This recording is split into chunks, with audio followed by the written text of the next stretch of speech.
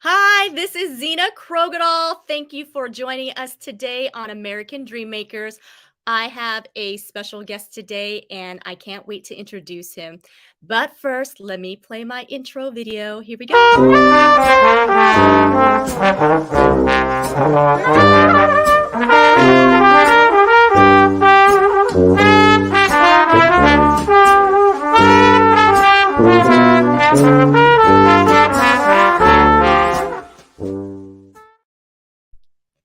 I am back. Thank you again for joining American Dreammakers. I am so excited to introduce Israel Duran. He is in high demand as a business growth partner, speaker, trainer, where he focuses on empowering his students, clients, and partners in the areas of business, money, and speaking.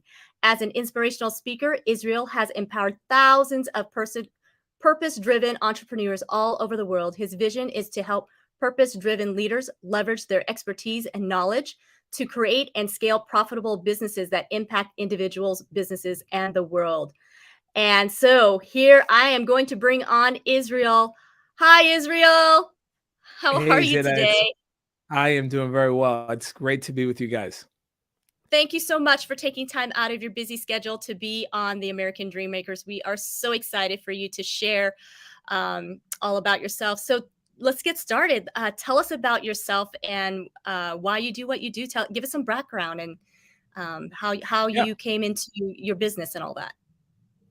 Well, first off, I mean, I want to just say this American Dream Makers is a great name because I believe that those that have a dream will actually come true. If you have a dream, it's going to come true if you make and take the conviction. And that's really what I would like to start with to explain about who I am and what I've done, because I've had a dream as well.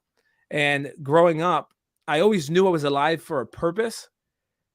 I didn't know for what purpose that was, but later on in life, I understood that it had to do with entrepreneurship, serving people in their area of business, and helping them to really identify their gifts and serve it to the world.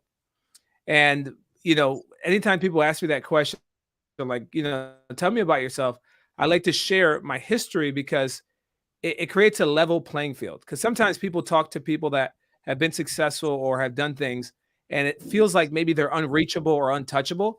But no, I'm touchable, right? I'm probably an exception in terms of my upbringing. And if I can do what I'm doing, anybody can. So I just want to encourage everybody with that up front. And we could dive a little bit more into my story to kind of explain how my dream came true. But if you have a dream and you go after it with conviction, it will come true. That's great encouragement. And yes, please let's dive into your background. So give us a glimpse of what has inspired you to do what you do. So you see my dad over here in the background right here. It's my dad. This is who I speak about on my TEDx.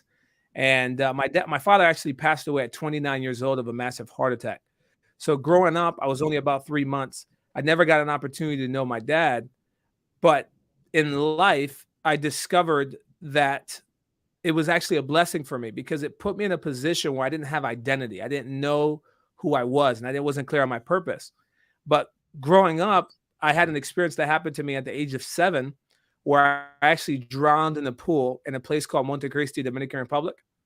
And that experience is what marked me to understand that I was alive for a purpose. And then growing up in life, I later discovered through a series of, mistakes, mentors, and obviously my maker, that I was kept alive to be able to be a father figure to others, to be able to be a mentor to others, to be able to help others unlock their intrinsic gifts and values and release it out to the world. And that's really what I do now is I'm a bridge. People, they use me, they walk on top of me, not in that way, to help them get to where they want to be. Because I'm a big believer that if you have a gift, it's your responsibility to share it with the world. Wow, what an intense story to have experienced uh, basically death at the age of 7. Do you mind expounding on that just a little bit more? Oh, 100%. Yeah, it's what's crazy is I went there about less than a year ago and I took a video of the place where I actually drowned. and it's exactly how I left it. What had happened was my sister had lost an earring inside of the pool, and I jumped in trying to get it, and I didn't know how to swim, so I jumped in and I was drowning, and I drowned. And to be honest and transparent, my soul came outside of my body. I was not in my body. I was clinically or physically dead, as they say, and my soul was going very, very fast, very rapidly, at this faster than the speed of light, to where the throne room of God was. At least that's what was in my mind. And there's people that have different belief systems and all that. I'm just telling you what I lived through, my history. And I got to tell you, Zena, that when I was in this experience, I felt the love of a father. I felt the love of the Father. I felt peace. I felt embraced. I felt safe. I felt secure. I wasn't afraid. I wasn't scared. And that may sound weird, like I was dying, but I was, not afraid. And that's what happened to me. And all of a sudden, I'm back into my body. A man had jumped into the water and pulled me out. And I'm trying to gasp for air. And I turn around to see who it was. And there was no one to be found. And it was at that moment that I was trying to find the guy to say thank you to him because, I wanted to just say give him a hug, and be an appreciation, but I wasn't able to do that. So what it did, it deposited something in my heart to say thanks to God. And I just remember just being thankful. And I felt from that day, I was different. I felt that there was something special inside of me. I couldn't pinpoint it like I was sharing, but then later on in life, things started to be unlocked and revealed. And I started to get clarity on who I was, my identity and my purpose and my God-given calling and destiny. And I'm thankful that I wasn't taken at that age, because if not, I wouldn't have been able to, first off, have the children that I have now. I have 4 children and married to my beautiful wife, Jessica. And I've been able to be a blessing to my family and my mother, who, again, that's why I have a lot of respect for single women, because a lot of people, they like to disrespect single women and orphans, but they don't know what they go through. I mean, my mother was left a widow, and I saw some things that I wouldn't wish on anybody. So my mother remarried later on. I do have a stepfather, but for those of you that maybe have gone through a similar experience, having a stepfather is not the same as not having your biological father in your life. But now I'm able to employ my mother through my business as well, my businesses. And I've been able to be a blessing to my mom and my family financially. And it's just a rewarding life. So I share to everyone, like, it doesn't matter what you're going through, what you've gone through, persevere. There's hope on the other end. It just requires a change of mindset, the right tool set, and then the right skill set in order to actually manifest your dreams. Wow, that's great. So how old were you when you lost your father?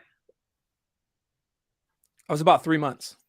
You were 3 months. So you were just an infant. So you never got to know your biological father at all then. Wow. Exactly. Yep. Wow. And then how old were you when your mom remarried? She remarried roughly when I was about 5 to 7. Okay.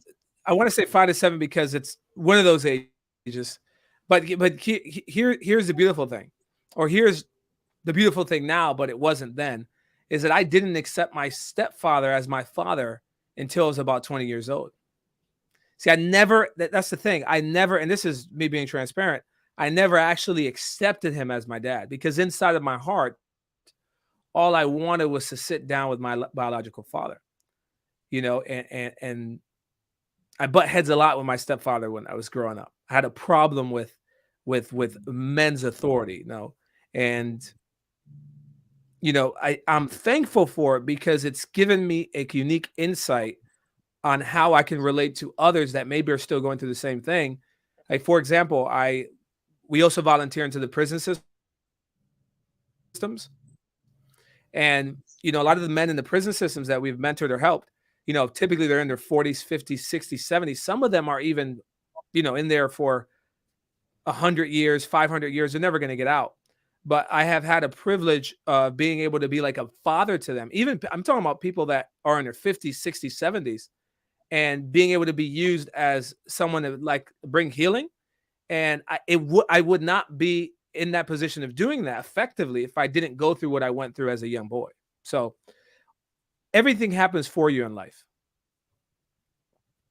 And it sounds like that moment was a very defining moment. I mean, you were 7 years old, and many say that that is the age of accountability, when we become very aware of knowing right from wrong.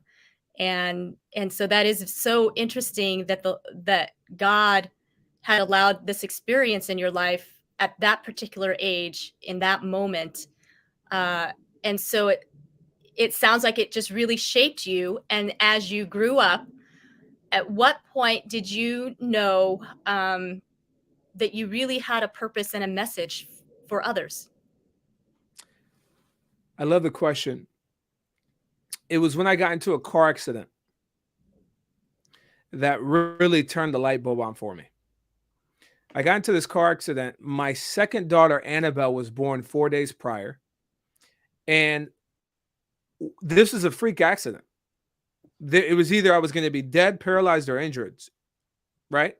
But I came out with a scratch here and a little scratch here. I came out untouched. And when I came out of the car accident, I have the license plate here in my office, and I talk about it on my TEDx as well. That's why my back is turned right there. If you know, I reveal it. I reveal it. It's all part of the message. But when I came out of that car, I heard literally a voice tell me, "It's time to release what I put inside of you."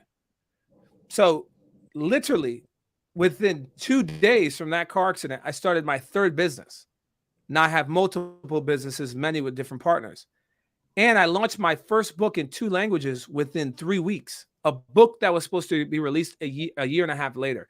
That book has opened doors for me that no amount of money could have potentially bought.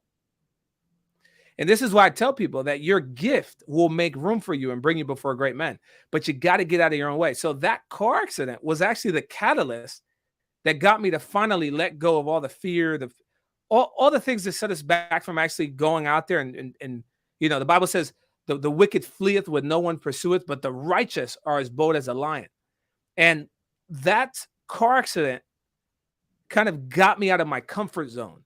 And for lack of a better, description, my life was changed because I felt that I was given borrowed time, and I felt it was like a confirmed, like, hey, you should have been gone on the age of 7, but just in case you don't understand what's going on here, let me give you another little experience so you can know that this is the season, right?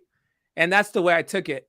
And like I said, it's been history ever since, and it's been amazing. So I say that to say, if you're going through something right now, you're comfortable and there's something that you need to release. There's a system, there's a gift, there's a business that you have, there's a nonprofit you need to launch, there's a project that you need to scale, and you haven't done it. I urge you, I encourage you to get out of your own way and release it to the world. Because if there's purpose behind it, life is going to happen for you to get you uncomfortable. And this is why COVID happened to a lot of people, to push them into their uncomfortable zone so they can finally release the things that they've been planning on for years. And this is the season. Wow. Thank you so much. That is an incredible encouragement. And those are two very extreme things that happened to you. How old were you when the car accident happened? I was about 24, okay. 25. Yeah. So, yeah. So a little bit ago. I know you're not much older than 25, right? Yeah, no, I'm not. It's what's funny is most people that speak to me, they say, you 35? Are you 38? I had some guy one day, I had to check my hair because I said, wow, is it that bad? I had somebody say, you're 43. I'm like, wow, not 43 yet. I am, and there's nothing against being 43, but I'm actually 30 years of age, 30 years young. That's really remarkable, because in 5 years, you've been able to launch a business, because I know you are a very successful businessman. So take us back a little bit here. What were you doing prior to that accident? So I've been in business for about 7 years. Okay. But the car accident, so here's what happened, right? With the car accident, I had 2 businesses on the side. The first company I started was a cybersecurity consulting firm. because I wanted to work for the FBI. That's why I got my master's in cybersecurity, got my master's in cybersecurity and my minor in sociology and my degree in criminal justice. And I got my master's degree because I was in a like an incubator program for the government, and they brought us all these federal agents, you name it, from the DEA to Homeland Security, and then an FBI agent came and spoke, and I was really intrigued with the FBI agent. His name was John, and he kind of gave an encouragement. He said, "Hey, if you want to get in the bureau, we're looking for people in cybersecurity." And when he said that to me, it was like a connection happened, and something said to me, "You got to go and get your degree." So that was my intention of going to get my master's.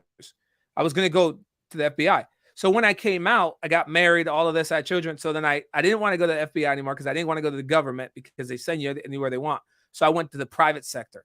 And that's an important distinction because, again, life happens for you. Sometimes you have a plan, but then you walk in the plan and then the plans are redirected, right?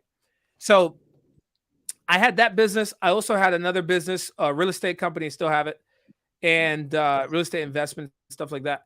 And it was going well. And I was also working, a very good, job, consultant with a consulting firm, leading a whole security operations center. So I had all of this happening, but I knew God was calling me to go full time. Like it was clear, but I was comfortable, and this car accident came again to get me out of the comfort zone and to get my attention. And there's a lot of people that were comfortable with COVID, and COVID came and boom, they lost their job or something happened. And then now they're starting to do the thing that they were supposed to do 10 years ago. So, it's all about perspective. Like, I want to give an encouragement. God is ministering to me right now. There's a woman that's listening to this recording right now, and you're going to see this right now, that suffered a lot of loss. And I want to say this to you. Those that sow in tears shall reap in joy. Before there's an increase, there's always a decrease. So rejoice. Be happy. Don't start to celebrate because things are about to go to a whole nother level. This is how I flow, by the way. So if you're somebody listening right now and that's for you, comment in the chat. So these are the things that happened to me. Now, before I got to my car accident, I was making a lot of money. Doesn't compare to what I was making now, but I was making good money, and that's why I was comfortable. And there's a lot of people that reach a certain level of success and then they get comfortable. They say, well, no, I already have everything I need, so I'm just going to hang around. And that's the most selfish thing that someone can do. Entrepreneurs are not just here to just make money for themselves. We entrepreneurs, we dream makers, we go after a dream, but we're the ones that pump the money, pump the blood through the society. If we entrepreneurs and real estate people and people that are investors stop doing what we do, this economy is going to go down. So I encourage you, woman that's an entrepreneur, man that's an entrepreneur, and you may be struggling right now, or you may be looking to get into entrepreneurship, continue to go forward. It's worth it. You are needed. You are needed. And there's people that are waiting for you at the end of your trial. There's people that are literally praying for you. They're praying for the solution that you carry. So this is why you have to go through. And it's not your season to die yet. There's still some more. There's still life. Don't listen to any diagnosis. Man, this ministry gift I have, Zena, I try to turn it off, but I can't. Because as I'm speaking, I literally see things. And there's someone here that's also listening that's discouraged because they received a diagnosis. It's not your time to die yet. Take that diagnosis, throw it aside, and believe God's word. Believe that you're healed. Believe that you're set free. And go after that with faith. Because this diagnosis is not supposed to let you down. It's an attack, but that's going to produce a higher and a weightier level of glory for you. That is so awesome, Israel, that you are so connected to the Lord, that the Holy Spirit just ministers to you so well, and you hear his voice and you can speak it. And what an amazing gift. So I love that you just let it flow wherever you're at. And so what an encouragement that is for the person that message was for. I'm sure that it is very deeply I'm sure there's processing through it for sure. And yes, if you guys are on here, please share this out. Israel is an amazing man. I mean, can you believe it? 30 years old, and the knowledge and the wisdom he has. He's on this show right now. He literally is a very busy, successful businessman, but yet he's taking time out to be on American Dream Makers to share his heart and his passion with you. So share this out, get his message out.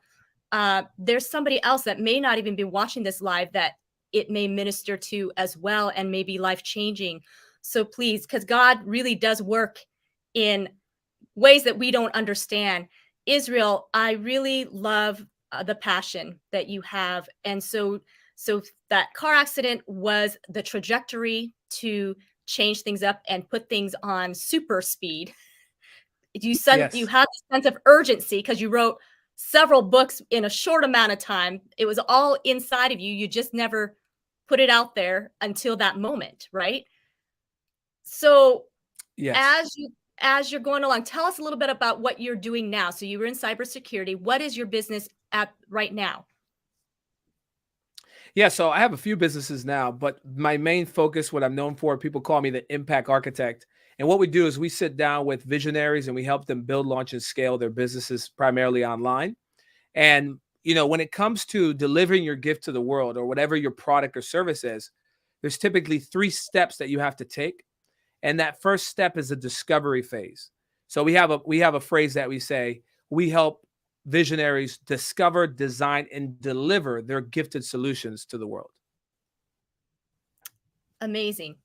Amazing. And so you have a team of a lot of people working with you, under you, partnered up with you. Yeah, yes, I have a team. I don't have anybody that works for me, and I love that you made that distinction. I have people that work with me, right? And I'm a leader, and I'm there to serve them. This is the incredible thing about when you grow a business past, 7 figures. It will drive you to become the best version of yourself, and it will drive you to become a leader. At least if you want to grow a sustainable business. And our team is known as the Impact Architect team, and we have some incredible people on our team that are, you know, I'm 30, but most of the people on my team, this is not, maybe some of my team members are watching this, are going to be watching this. Most of the people on my team could be my fathers, literally. But if you ask them, I'm like a father to them as well. So it's funny, like how things come full circle because this ministry, most of the people I minister, they're in between their 50s and 60s and 70s. Those are the people that literally are like the people that I'm typically like helping. And then in business, it's the same thing. Yeah, typically the people we work with are like in their 40s, 50s, and 60s. So go figure. Well, and that's interesting that you point that out. So 40s, 50s, and 60s. And you're probably about the youngest one, right? And you're leading, which is amazing. And the reason why you're leading is because you obviously have, I can see, completely surrendered to the Lord, the Holy Spirit, and has empowered you. And so you have the wisdom and the knowledge because you've surrendered that part of your life. And so for those who are beginning and starting out, like for myself, I'm just beginning to awaken to understanding the purpose that the Lord has given me. And it's okay. And so there have been times that I've been like, well, why did it take so long? Why couldn't I have learned, started this 15 years ago? And Yeah. and so for me, it was, hey, but you weren't ready 15 years ago. But look at you, Israel. You were ready at the age of This is 25. this is your season now. This is your season now. And not to interrupt you, but I hear the Lord saying, this is your season now. A matter of fact, what you're doing now is the evidence of where you're going to be headed. Like everything's happening for you. So be encouraged. And, you know, many are the afflictions of the righteous, but the Lord shall deliver out of them all.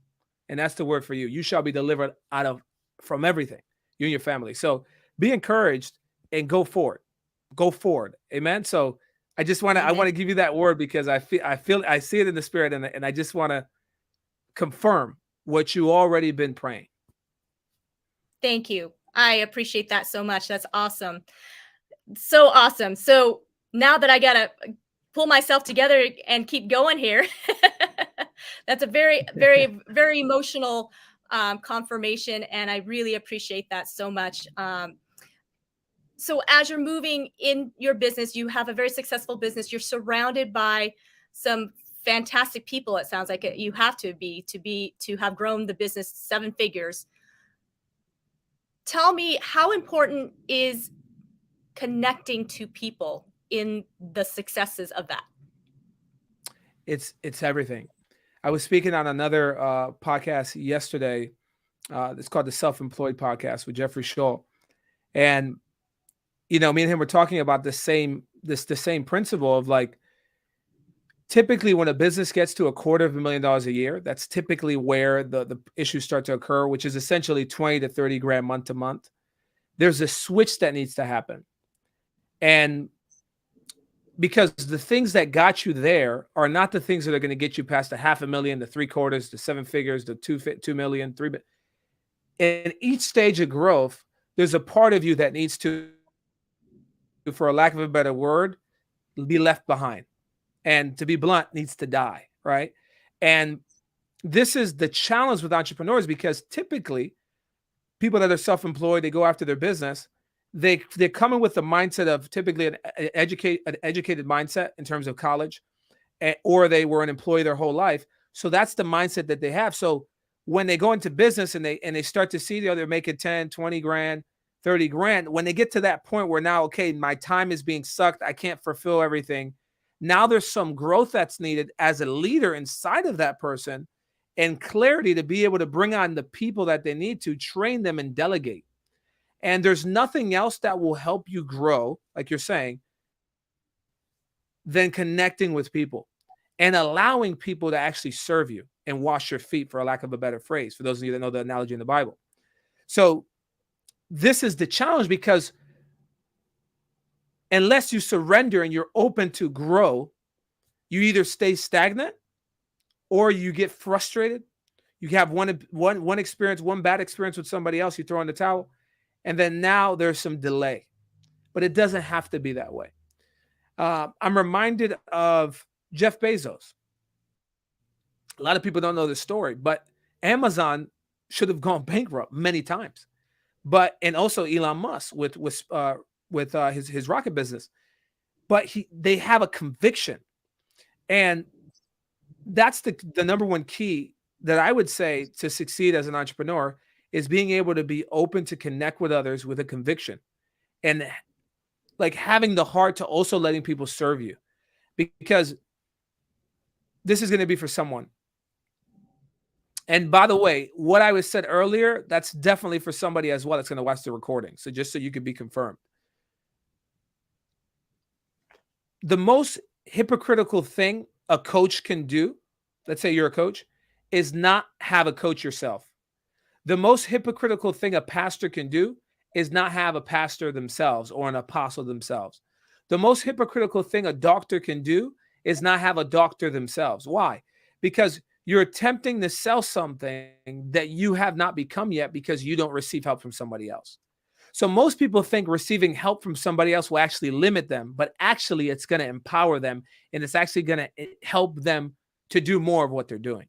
And it comes down to what you just said, not understanding the importance of connecting with other individuals, building relationships, and having a heart of humility, and not only of service, but also allowing people to serve you.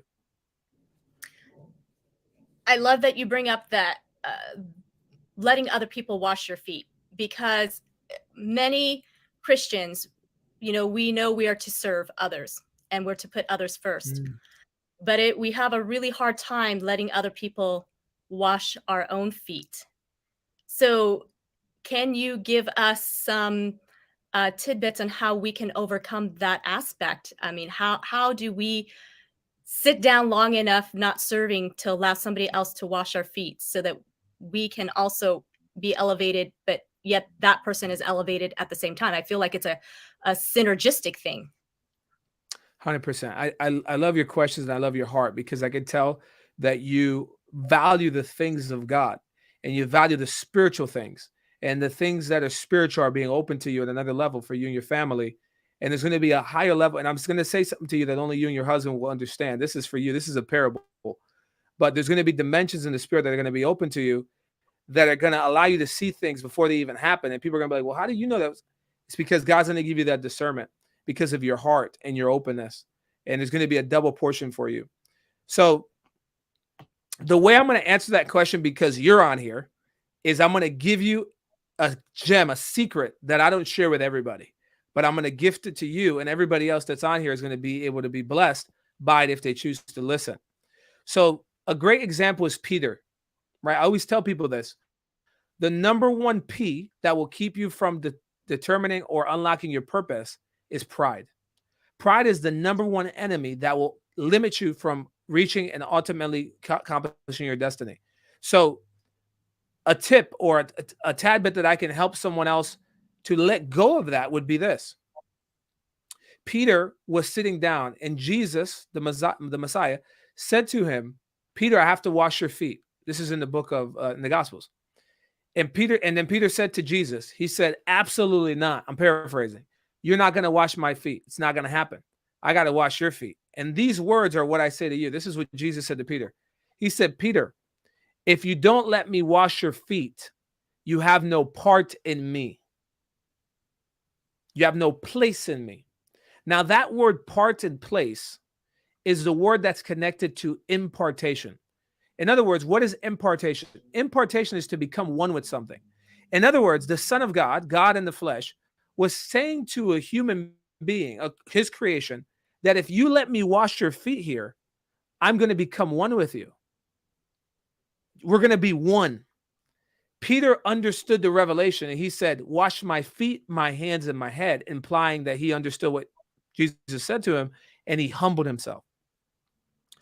Most people in the world system, unfortunately, and when I say the world system, I'm talking about the spirit of the power of the prince of the power of the air that controls the world. And I'm not talking about animals. And God so loved the world that he gave his only begotten son, John 3:16, that whosoever believeth in him, Jesus Christ of Nazareth, should not perish but have everlasting life. So I'm not talking about the world and the creation and people. That's not what I'm talking about. I'm talking about the bondage, the system of slavery, the system of prison that, for those of you that don't believe this, but it's the reality, Satan, the prince of the power of the air, controls a lot of things in the world, and people sometimes get deceived and think that it's of God, but it's really not of God. That's why you have to discern and you have to test the spirits, okay? But most people, they walk in pride because that's how they were programmed. And they don't realize that that pride is actually keeping them back from receiving what's rightfully theirs. And that's why a lot of people live in frustration, because they don't have identity. And if you don't have identity, you won't know your purpose, and you will definitely never be able to let go of that pride. You cannot do it in your own strength. You need God's help. Okay? Now, here's the reality. Most people have what we call the funnel hacking mindset. And I love Russell Brunson, by the way. I love Click. I'm connected to them. But that mindset is a mindset that typically helps people walk in dishonor, because they'll go to your funnel and try to copy what you're doing. But here's the beautiful thing about how God set things up. You can copy the letter, but you can't copy the spirit. The spirit only comes through relationship, through conversation, through breaking bread, through allowing someone else that has already done what you want to do serve you, wash your feet. And it's going to take some humility to be able to receive the impartation that you will need to walk out your destiny. Now, I know I just went in like a 360, foundation building there, and I went into some different areas, and I hope you guys followed me. But this was really for you, Zena, and your husband. So.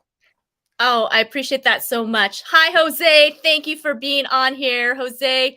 We definitely missed that Turn It Up event with you. It seems so long ago, but thank you for sharing. Yes, good to see you on here, Jose. I really appreciate you sharing that with me. That definitely hits home, and certainly for sure, and I know as a Christian we do I do struggle with allowing other people to help because, oh, no, no, no, it's okay. I'm so used to serving. And so you're right. I mean, that is something the Lord has been working on and teaching and humbling for sure. So that is fantastic. The other question I would have, so as you're growing your business, and yes, we look at numbers, we look at six figures, seven figures, and we talk in numbers, but in God's economy, it's really not about the numbers, is it, Israel? It's all about the stewardship. The reality is that I don't own anything. I don't own any of my businesses. I don't own well, I'm married to my wife. We're one, but that's my children. My children are not even mine. They're mine, but they're really God's. I'm just stewarding them. And all the money, the resources, the houses, all of that stuff, I'm just stewarding it.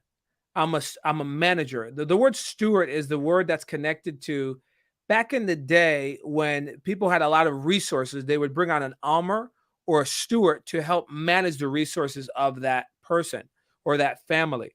So the way I see my life is like that. Everything that I possess, I am just managing it. I'm just, stewarding it. I'm investing it for God's profit.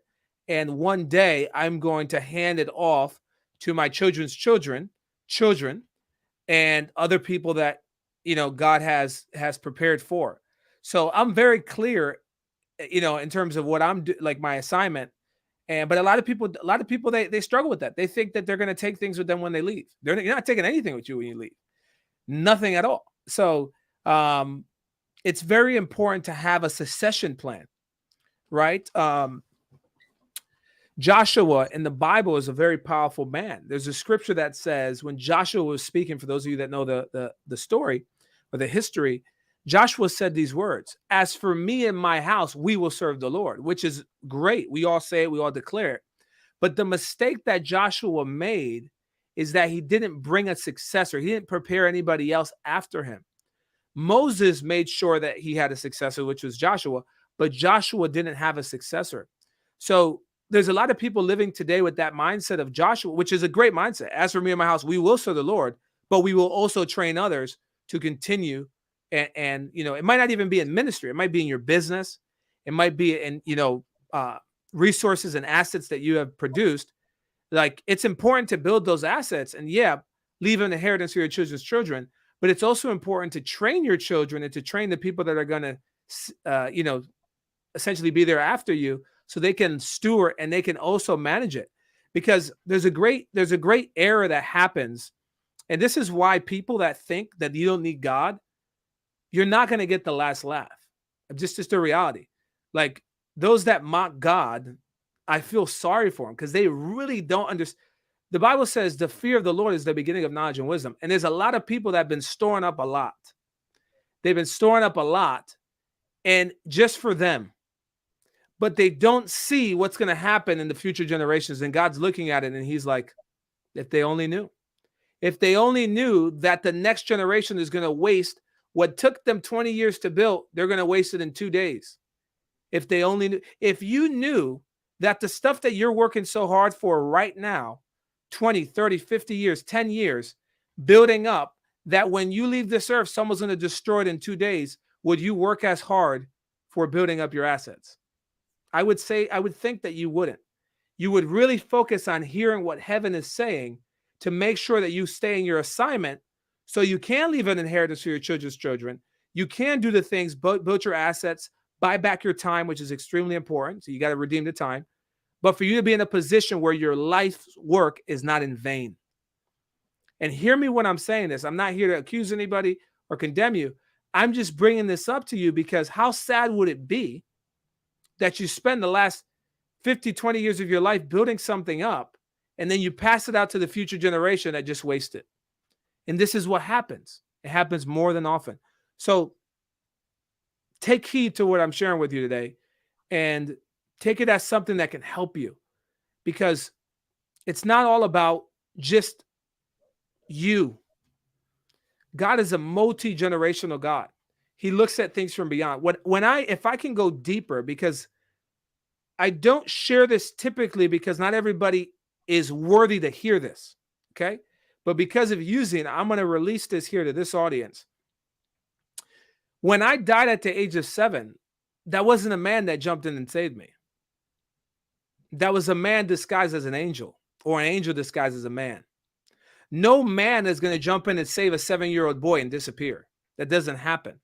If you're at a pool or a beach and you pull out a 7-year-old boy, you're going to go find their parents and say, here, your son just drowned, or you got to take care of your. There was none of that. So at that moment, there was an angelic encounter.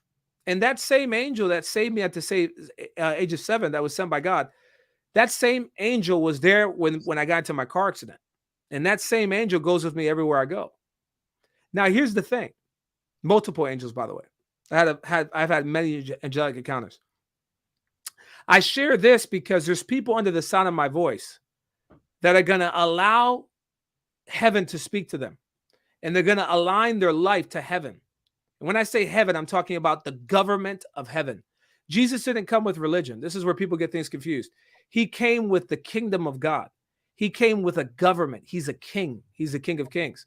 And when you understand that government and you allow that government to move into your business, oh my goodness, you're going to see supernatural activity, connections, relationships. I mean, guys, I can't even, my mind, sometimes I think I'm dreaming, if I could be honest, an American dream bank. Sometimes I think I'm dreaming with the conversations and people that I'm speaking with. I'm like, I would have never in a million years, an orphan child that died at the age of 7, didn't have his father, that was rebellion, that people thought I was either going to end up dead or in prison, to which they were right about both things. I did die at 7 and I do go into the prison systems. And now things have changed. Wow, Israel, that is so powerful. Christina, I agree. Very powerful stuff that you are sharing today. It is amazing, what can happen when you, like you said, tap into that. So can you help for those that are sitting there like, well, how do I tap into that? How do I tap into what Israel has? How does this happen? So I always tell people the discovery stage is the most important stage. You have to discover who you are. And it's the hardest thing for people to admit because we are so great at helping others because that's our gift. But when it comes to helping ourselves, it's hard. Why? Because we're too close to ourselves. We have blind spots. That's why Israel Duran also needs mentors. Israel can't be objective with himself because he's too close to himself. So it's first making sure that if you need help, you seek for help. You read books, you get on podcasts like these, and you seek out for assistance, because that's the thing that's actually going to help you to unlock things. And I'm going to close with this because I feel led to share this. Joseph was a man. Joseph in the Bible. Sorry about that. Joseph in the Bible was 30 years of age when he was in prison. He was in prison for 12 years, and he was presented before Pharaoh, the ruler of Egypt at the time. And there was a big problem because Pharaoh had dreamed 2 dreams and he couldn't interpret the dreams. And they essentially called Joseph to go and interpret Pharaoh's dreams. And here's a 30-year-old boy that was in prison for 12 years, never delivered any nation from anything, but is presented before literally the greatest superpower in the world at the time. And with probably an under 15-minute conversation, maybe even less, was able to get Pharaoh to make an investment that was all of Egypt. Essentially, he pulled out his ring. He invested a ring, a gold chain. I mean, it was, you read the story, it's in Genesis 41. And there's people that now they struggle with what I call imposter syndrome. Like, Israel, but if I'm called to help people, I haven't helped anybody yet. How can I help people? And it's like, well, let me ask you a question. Did Joseph help another nation before he helped Egypt and save a whole nation? No, he didn't help them. He didn't help a nation before, but he had a gift, and he knew his gift, and he was trained. He was wise. He was trained. So when he got the opportunity to position himself, to present, to use his gift, he took it. And how sad would it be that life comes knocking on your door with an opportunity?